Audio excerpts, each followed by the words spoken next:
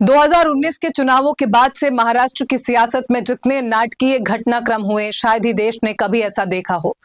चुनावी गठबंधन से लेकर सरकार गठन तक हर बार कुछ ऐसा देखने को मिलता रहा जिसकी कल्पना भी करना मुश्किल था। भारतीय राजनीति के इतिहास में शायद ही पहले इतनी उलझी हुई सियासत कहीं देखने को मिली हो। महाराष्ट्र में आज ये कहना मुश्किल हो गया है कि कौन सी पार्टी किसके साथ है, कौन सी पार्टी का नेता कब कहां चला जाए, कोई भरोसा नहीं। पिछले महीने जब निकाय और नगर निगम के चुनावों में एक दूसरे को मात देने के लिए न सिर्फ धुर विरोधी को दोस्त बनाया गया, बल्कि विचारधारा तक की बलि दे दी गई। बीजेपी को उद्धव ठाकरे ने एक बड़ा सियासी झटका तब दिया जब उन्होंने एनसीपी और कांग्रेस के साथ मिलकर सरकार बना ली। ये महाराष्ट्र की राजनीति में शायद पहली बार हुआ था जब अलग अलग विचारधाराओं की पार्टियां साथ आईं। वहीं चोट खाई बीजेपी ने मौके का इंतजार किया। जब शिंदे ने बगावत की तो बीजेपी ने भी उद्धव को सबसे करारा झटका दे दिया। वहीं बदलती राजनीतिक परिस्थितियों के साथ बीजेपी ने खुद को ढाला। पहले विधानसभा चुनाव, फिर निकाय चुनाव और नगर निगम चुनावों में जीत हासिल कर महाराष्ट्र की सबसे बड़ी पार्टी बनकर उभरी।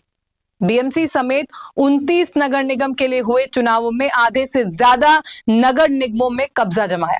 इतना ही नहीं, चंद्रपुर में तो कांग्रेस के साथ खेल करते हुए अपना मेयर बना लिया, जबकि कांग्रेस सबसे बड़ी पार्टी थी। वहीं अब कांग्रेस का भी पलटवार देखने को मिला है। नमस्कार, मैं हूं पूर्णिमा शुक्ला और आप देख रहे हैं 24 न्यूज की खास पेशकश टूटे अरमान। जी हां, भिवंडी महानगर पालिका में कुछ ऐसा ही हुआ जैसे कांग्रेस के साथ चंद्रपुर में हुआ था। बीजेपी के अरमानों पर पानी फिर गया और भिवंडी जैसे मुस्लिम बहुल क्षेत्र में अपना मेयर बनाने का सपना टूट गया। सबसे चौंकाने वाली बात यह है कि बीजेपी को मात देने वाला कोई और नहीं बल्कि उनकी पार्टी का बागी नेता है। दरअसल भाजपा को झटका देते हुए बागी नेता नारायण चौधरी कांग्रेस और शरद पवार के नेतृत्व वाली शरद पवार गुट की एनसीपी के समर्थन से मेयर बनकर उभरे। आपको बता दें कि इस साल जनवरी में हुए 23 वार्डों और 90 सीटों वाले भिवंडी निजामपुर नगर निगम चुनाव में किसी भी पार्टी को बहुमत नहीं मिला था, जिसने भिवंडी नगर निगम में नए सियासी समीकरणों और गठबंधनों को जन्म दिया। पार्षदों की खरीद फरोख्त और राजनीतिक झड़पों के आरोप लगे। वहीं विलासराव देशमुख ऑडिटोरियम में शुक्रवार दोपहर 12 बजे हाथ उठाकर मतदान की प्रक्रिया हुई, जिसमें नारायण चौधरी को स्पष्ट बहुमत मिला। नारायण चौधरी मेयर चुने गए, जबकि कांग्रेस उम्मीदवार मोमिन तारिक बारी डिप्टी मेयर चुने गए।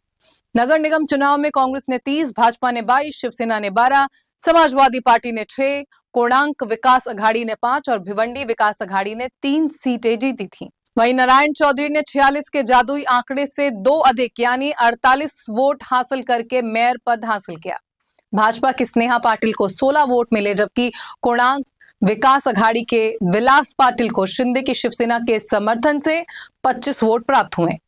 वहीं कांग्रेस के मोमिन तारिक बारी 43 वोट पाकर डिप्टी मेयर निर्वाचित हुए। कांग्रेस और राष्ट्रवादी कांग्रेस पार्टी ने भिवंडी में सेक्युलर फ्रंट बनाकर मेयर चुनाव लड़ा। वहीं इस पूरे घटनाक्रम पर बीजेपी के प्रदेश अध्यक्ष रविंद्र चौहान ने कहा कि नारायण चौधरी ने पार्टी की नीति का उल्लंघन किया है, उनके खिलाफ कार्रवाई की जाएगी। वहीं एनसीपी एसपी के लोकसभा सांसद सुरेश महात्रे, जिन्हें बलिया मामा के नाम से भी जाना जाता है, उन्होंने इस जीत को भिवंडी की जनता की जीत बताया। उन्होंने कहा कि मौजूदा परिस्थितियों के चलते कांग्रेस एनसीपी का सेक्युलर फ्रंट बनाना जरूरी था। वहीं कांग्रेस के प्रदेश अध्यक्ष हर्षवर्धन सपकाल ने कहा कि कांग्रेस ने भाजपा या एकनाथ शिंदे के नेतृत्व वाली शिवसेना के साथ गठबंधन न करने का फैसला किया और अपने वैचारिक रुख से कोई समझौता नहीं किया।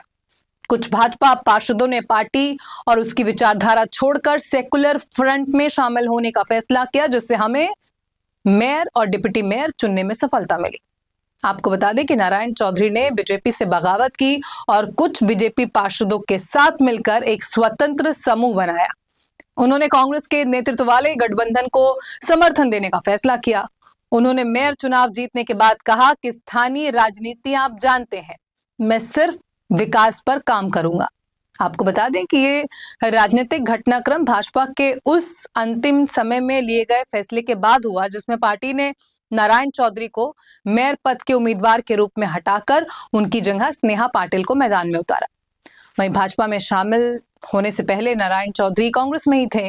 तो कुल मिलाकर जब मन मुताबिक बात नहीं बनी तो नारायण चौधरी ने सियासत के मौके को समझा और अपनी पुरानी पार्टी का साथ लेना ज्यादा बेहतर समझा, लिहाजा मेयर की कुर्सी हासिल करने में कामयाब रहे। फिलहाल इस पेशकश में इतना है। खबरें इन 24 न्यूज पर लगातार जारी हैं। आप बने रहिए हमारे साथ, देखते रहिए 24 न्यूज। नमस्कार।